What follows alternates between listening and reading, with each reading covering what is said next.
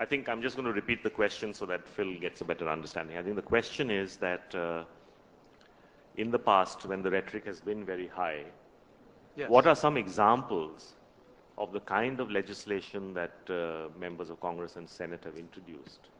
They never saw the light of day, but what is the sort of flavor of the kind of stuff that people bring to the table? Good question, because kind of as Larry was talking about before, even at the height of that, there were hearings and stuff to examine the relationship and understand the dynamic that maybe even didn't have legislation attached to it, but just an effort for Congress to show that they were worried. And then there have been attempts to block both outsourcing of some government work on the government side, public sector side, and then there were bills introduced to certainly block data and personally identifiable information from going overseas. Taxes. That's probably the biggest single that area. Sent work overseas would have to pay a differential rate of tax because they were getting a competitive advantage. You know, so you've got stuff from fiscal to physical.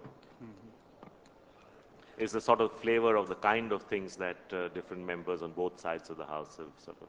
But you know, during that particular time, as was alluded to, they targeted, as part of a strategy, really targeted the executive along with some think tanks and others to try to make the point, and I think that was successful. I think that you saw a lot of folks in the executive talking about the benefits of trade and the flow back of benefits, and some of the studies that were done were quoted by folks in the executive, and they're not up for election, and so it was a little bit easier for them to take some of the heat out of the equation.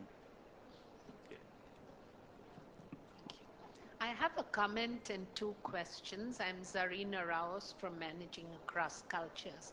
I totally agree with Feroz's comment about the emotive reaction needed to the whole outsourcing.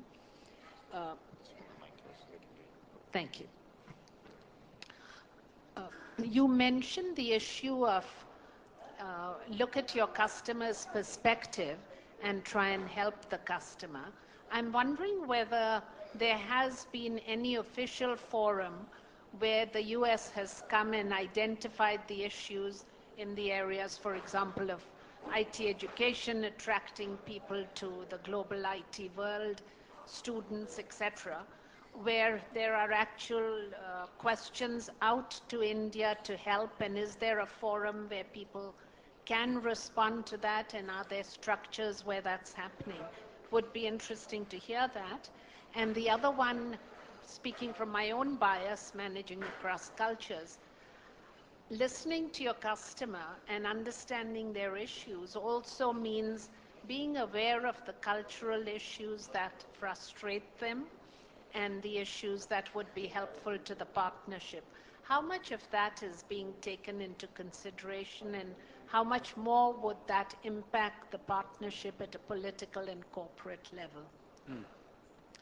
On the first part of your question, I think it's an American discussion right now. Just as you have discussions here in India about your workforce and the need to develop more talent, we have similar discussions going on in America.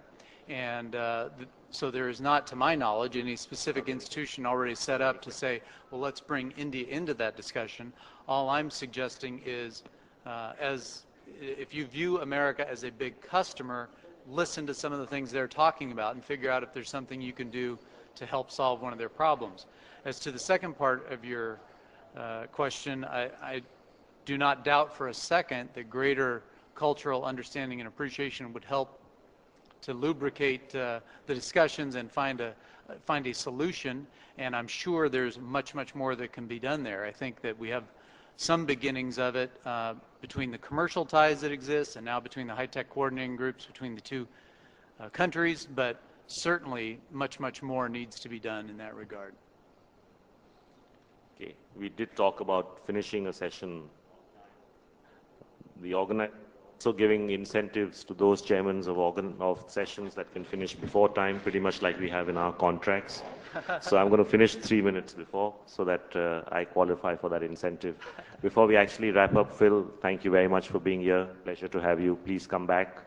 Some of your colleagues from ITA are regular features, and we'll expect the President and CEO to be exactly the same. So our dates don't change. They're roughly about the same, first week of February. As soon as you go back, put that down for Bombay for next year. It was a pleasure having you, and I'm sure we as an industry, lots of our companies here are also independent members of ITA. We continue to engage with you. And from a NASSCOM perspective, as you know, we come to DC every few months, and we'll look forward to continue to work with us.